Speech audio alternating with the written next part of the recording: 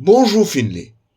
Vous l'aurez certainement remarqué que de nos jours, le caractère de plus en plus éphémère et fugace de l'information devient délétère à son enracinement dans la conscience populaire.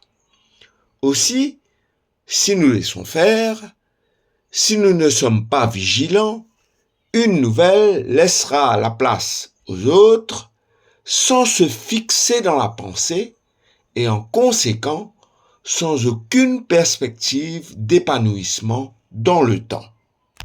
Je vous donne un exemple. Tenez, qu'avons-nous retenu de l'exploit récent de notre compatriote Natacha Apana? Voilà une fille du sol qui se distingue en tutoyant en finaliste le prix Goncourt, qui n'est pas rien, il y a à peine un mois. Faute de le remporter, elle décroche celui du féminin le 3 novembre dernier. Soyons honnêtes, cette information si valorisante pour le pays a vite été éclipsée par une cascade de nouvelles dans la sphère médiatique. Nous ne pouvons arrêter le train à grande vitesse sur l'autoroute de l'information. Cependant, la petite nation insulaire que nous sommes, sans ressources naturelles, si ce n'est sa population arc-en-ciel, a un destin à construire en permanence. C'est celui de sa fierté nationale, favorisée par le rayonnement exceptionnel de ce ressortissant à l'échelle internationale.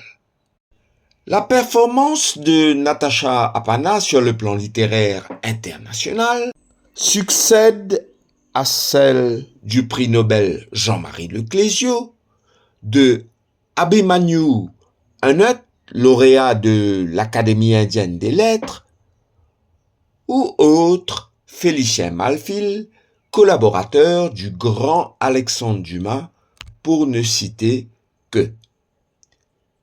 Ce rayonnement exceptionnel dans l'univers littéraire ne tombe certainement pas du ciel, même si notre bleu firmament est éminemment inspirant pour ce genre d'activité.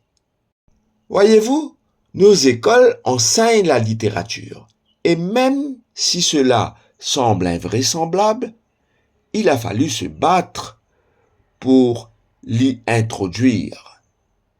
Le sujet de la chronique d'aujourd'hui concerne l'immense contribution de l'évêque Murphy à l'introduction poussée des études des langues classiques dans le cursus scolaire à Maurice et comme à l'étranger. Lorsque ce prélat arrive chez nous le 17 janvier 1917, les débats autour d'un nouveau code de l'instruction publique viennent de débuter au Conseil législatif. Ils sont si animés que le gouverneur Henry Esquet Bell, qui venait lui aussi de prendre ses offices, va instituer une commission d'enquête pour y voir plus clair. Le gouverneur Bell est un grand esprit. Il est d'ailleurs polyglotte et parle couramment le français. C'est à lui que nous devons la région qui s'appelle Bell Village et qui était destinée à abriter les ouvriers à cette époque souvent mal logés. C'est aussi lui qui commence l'asphaltage de nos routes, puisant les ressources du Mauritius Improvement and Development Fund, alimenté par une taxe de sortie additionnelle imposée sur le sucre sous son mandat. Si je continue comme ça, je risque de me perdre en route. Donc, poursuivons notre voyage dans le temps pour comprendre comment les études classiques ont été introduites à Maurice et quelle est la participation de Toohill Murphy à cet effet. Donc, connaissant les qualités du pédagogue Murphy, la commission, sous le patronat du gouverneur, l'invite en 2 occasions à participer au débat sur l'éducation. Il va faire si grande impression, surtout lorsqu'il affirme sans équivoque qu'il est indispensable qu'un élève puisse s'enrichir des langues classiques avant d'entreprendre des études professionnelles, ce qui n'était pas le cas auparavant. Prenant la balle au bond, il est décidé qu'à partir de janvier 1920, les langues classiques seraient au programme obligatoire du Collège royal, seul collège d'État du pays dans ce temps-là, et ce jusqu'à la Junior Cambridge. Quelques semaines plus tard, cette mesure est étendue au collège confessionnel subventionné par l'État. Il est décidé que le latin et le grec y seront enseignés à partir de janvier 1921. À l'époque, la seule institution secondaire confessionnelle est le collège Saint-Joseph. Et ce collège est géré par les frères des écoles chrétiennes. Or, cette congrégation, fondée par Saint Jean-Baptiste de La Salle, a une règle particulière qui interdit l'enseignement des langues classiques au sein de leurs écoles. En conséquent, en décembre 1920, le responsable lassalien de la région informe l'évêque Murphy qu'il a reçu l'ordre de son supérieur de fermer le collège en vue de la rentrée 1921. Vous me suivez là? Monseigneur Murphy ne cède pas à la panique. Il s'organisera avec les pères des quelques 250 élèves du collège pour plaider auprès des autorités et obtient en conséquent une application ultérieure de la décision. Elle est donc repoussée à 1922.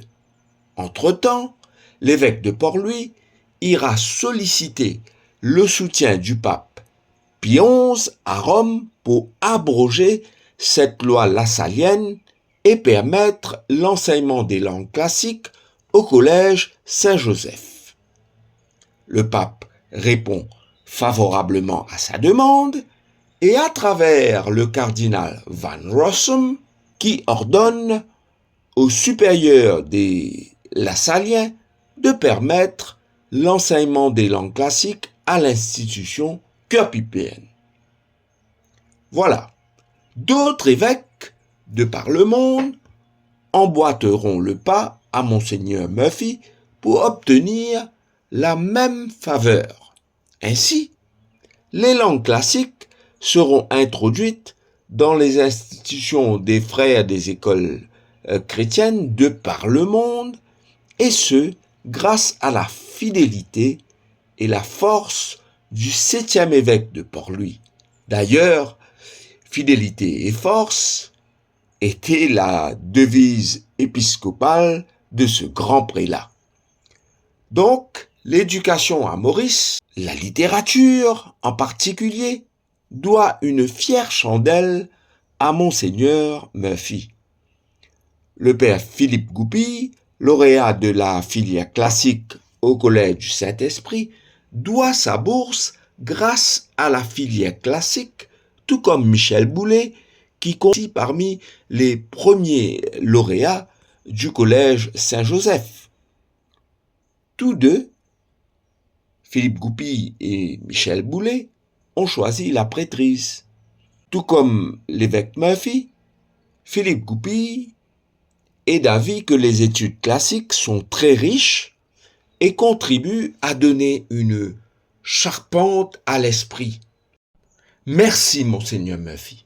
Merci pour cette contribution à l'éducation nationale et internationale, mais aussi pour cette participation durable à la floraison de nos talents littéraires au niveau planétaire. Merci Finlay et bon dimanche à tous les auditeurs.